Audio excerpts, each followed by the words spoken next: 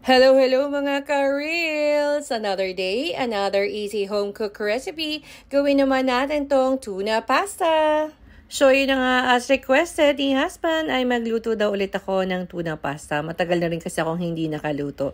So ayun, at magluto lang tayo ng pasta noodles according sa kanyang packaging.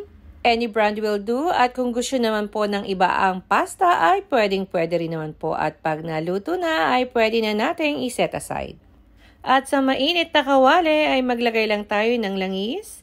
Magsangkot siya ng bawang at sibuyas hanggang ang aroma ay lumabas. At pwede na nating ilagay ang tuna. Any brand will do, pero ito po ang aking ginagamit dahil makita nyo naman po na napaka lalaki ng kanilang flakes at masarap.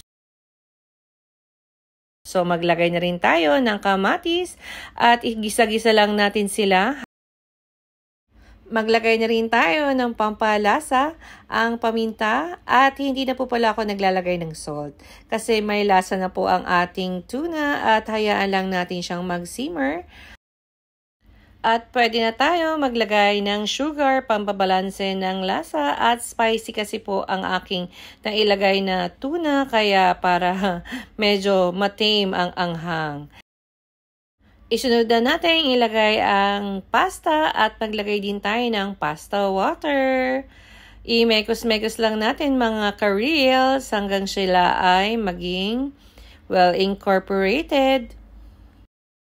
At pag siya ay nahalo na, ay pwede na tayong magdagdag ng Parmesan cheese. So, ayan. Maraming Parmesan po ang ating ilagay. At kasunod po ay ilagay na natin ang ating fresh parsley. I-chop lang natin ng maliliit at pwede na nating ibudbud. At kung wala namang fresh, ay pwede naman yung dried parsley. So, ayun. At halu-haluin lang natin ng bahagya.